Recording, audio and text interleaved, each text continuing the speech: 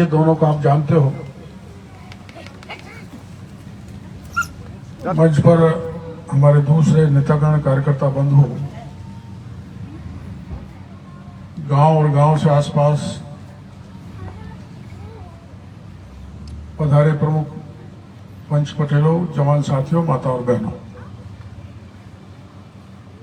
जैसे हमारे राम स्वरूप जी कह रहे थे कि डॉक्टर साहब पहली बार बहुत दिनों में इस गांव में आए हैं, ऐसा नहीं है। हम यहाँ एक बारात लेकर भी आए थे और मैं एक दिन यहाँ से भुसावल से ही उधर होकर निकल रहा था तो पूरे गांव में कीचड़ था। तो मन गया ना, कीचड़ तो मिटना चाहिए। मेरे को सौभाग्य मिला, मैं मंत्री था तो कीचड़ मिट गया। तो गांव के लोग पंच पटेल मुखिया गए कि सब हमारे पावर हाउस बने, तो पावर हाउस भी बन गया, स्कूल बने, स्कूल भी बन गया। जितना संभव हुआ उतना करने की कोशिश करी, लेकिन दुख जब होता है जब गांव में पार्टीबाजी होती है। इतना अच्छा गांव, जो भाई से भाई अलग अलग बैठते हैं, और दरअसल में पंचायत चुनाव में बैठा है। वो चुनाव भी जरूरी है डेमोक्रेसी में। तो मैं तो यही कहूंगा कि भाईचारे से रहे, प्रेम से रहे। जब चुनाव हो जाए उसके बाद सब एक है। मैं जब इधर मुड़ के यहां तक आया हूं तो मैं सोच लिया कि मैंने कहा मेरे को बुलाया इसलिए कुछ न कुछ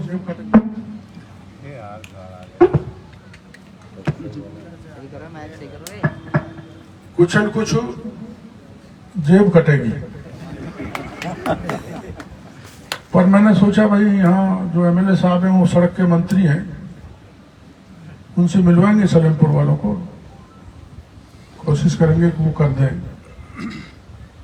वैसे हमारी कोई सरकार में मानता नहीं, क्योंकि हम रात दिन सरकार से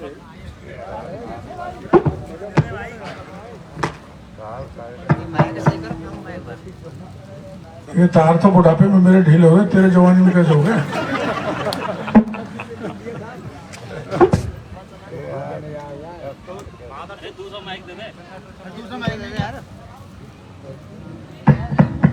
कोई बात नहीं, कोई बात नहीं, गुस्सा मत करो।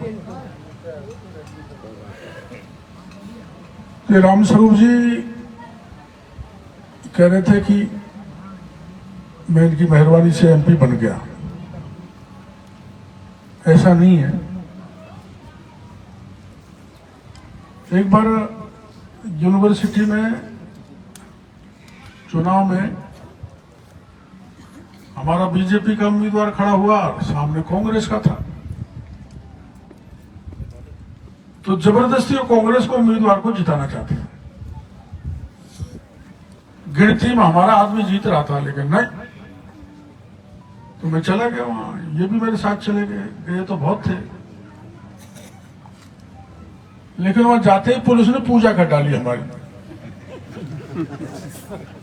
इनका हाथ टूट गया, शायद पैर भी टूट गया, चोट लग गई। मैं, पुलिस ने मारी तो सही, मेरी खंगवाड़ी टूट गई है, लेकिन हमारा आदमी जीत गया।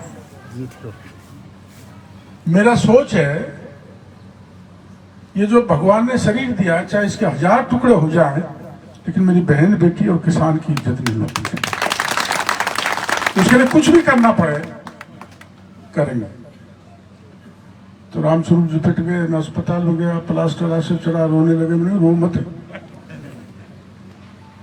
मैंने कि तेरा प्रमोशन तय है।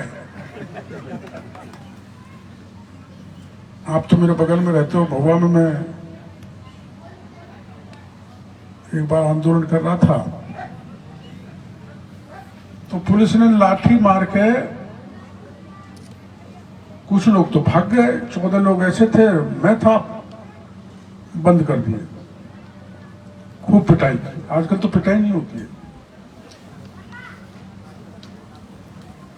तो फिर चुनाव हुआ, पहले मैं एमएलए बन गया। जो 14 लोग मेरे साथ जेल में थे वो 14 के 14 सरपंच बन गए। जब से मैं कहता हूं कि पुलिस की लाठी संत की छड़ी है, जिसके पड़ेगी उसी को आशीर्वाद मिल जाएगा। तो हमारे रामस्वरूप कोहली को आशीर्वाद मिला, एमपी बन गए। मेरा कहने का मतलब यह है, जनता के काम के लिए लाठी खानी पड़े, जेल जाना पड़े, गिरफ्तार होना पड़े, गोली खाना पड़े, ये राजनीतिक लोगों को करना चाहिए। और मेरे को आज आपने धार्मिक कार्यक्रम में बुलाया है, बड़ी खुशी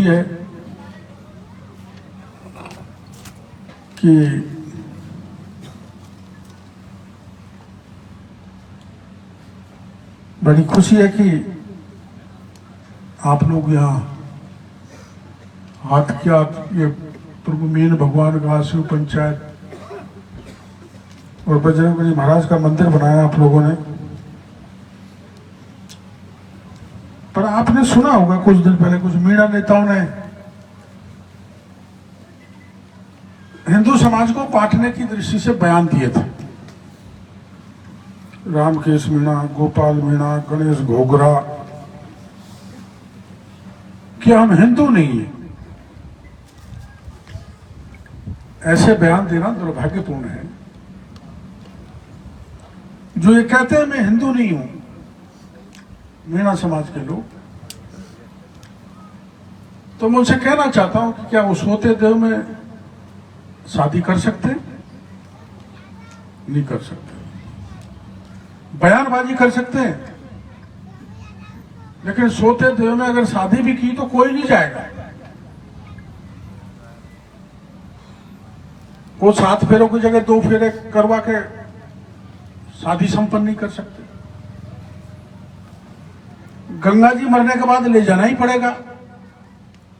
वो नहीं एक बार ले जाकर गंभीर नदी में कहीं प्रवाह कर दें अस्थियों को।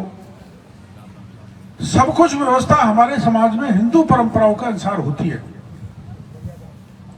उसके बावजूद भी लोग ऐसा बयान देते हैं, उनसे बचना चाहिए। जो ऐसा बयान देते हैं उनका विरोध करना चाहिए। मैं ये आपको प्रार्थना करना चाहता हूं, क्योंकि भगवान, सनातन परंपराएं, हमारे देवी देवता, उनको राजनीति में घसीटने का काम कुछ लोग करते हैं, जो दुर्भाग्यपूर्ण है।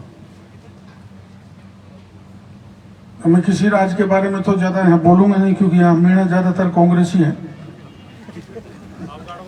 वो पीछे बैठे हैं सब। हम कह रहे थे ताली बजाओ, तो मैं देख रहा था, ऐसा लगता है ये ब्रजेश ने इनको 2-2 लड्डू और दे दिए, जो हाथ में रख रखे तो फूट जाएंगे। ताली बजाने में कंजूसी थी, तो मैं छोड़ो भाई, लड्डू ज्यादा बांट दिए दिखते हैं। लड्डू बनाए, क्या बनाए?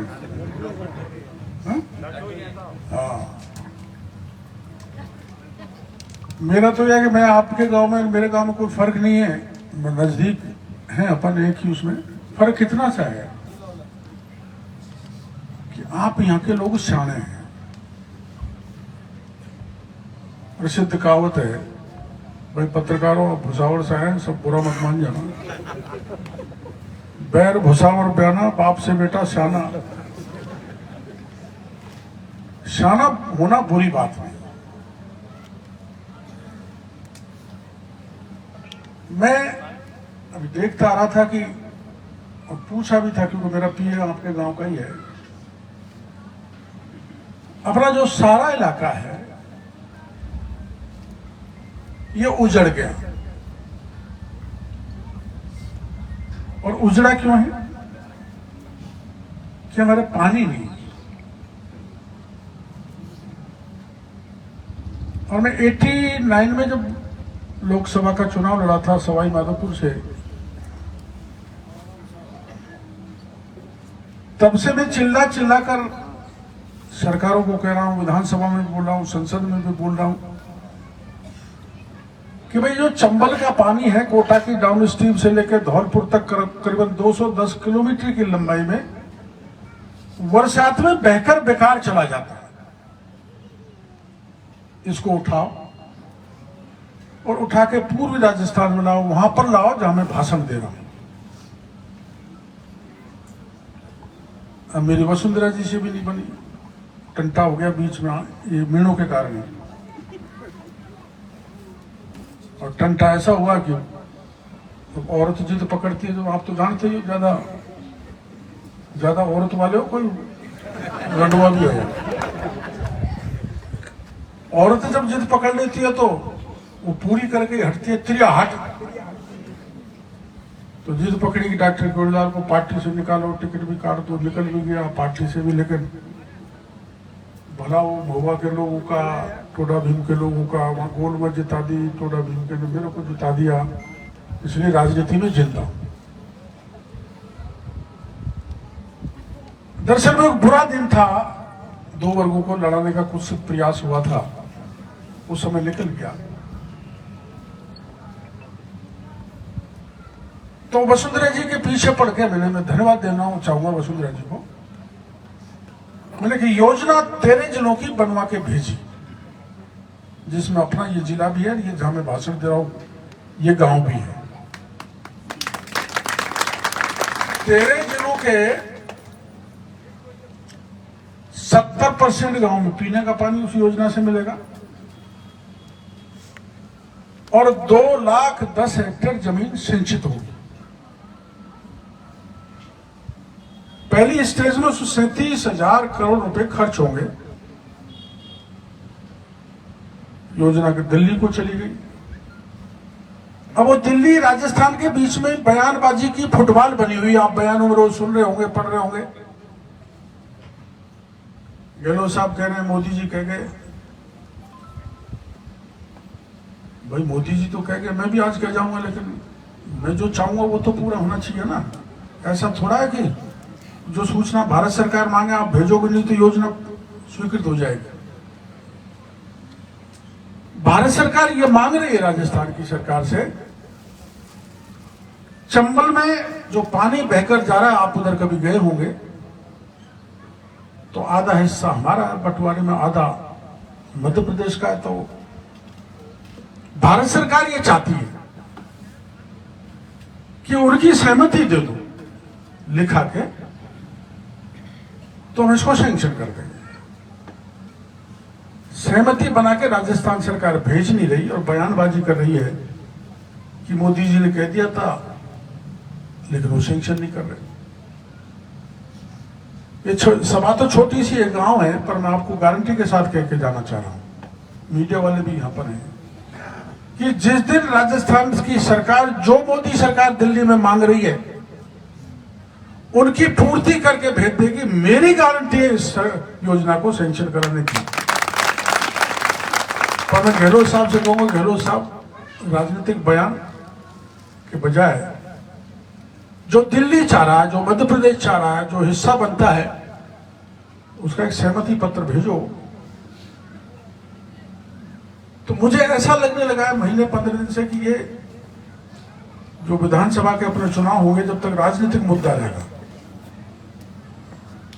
गहलोत साहब ने 10,000 करोड़ रुपए दिए, वो 10,000 करोड़ से काम चलने वाला नहीं, उसमें 50,000 करोड़ चाहिए। और राष्ट्रीय परियोजना घोषित हो जाती है तो 90% यानी 40-43,000 करोड़ दिल्ली देगा और राजस्थान को 5,000 करोड़ रुपए लगाना होगा।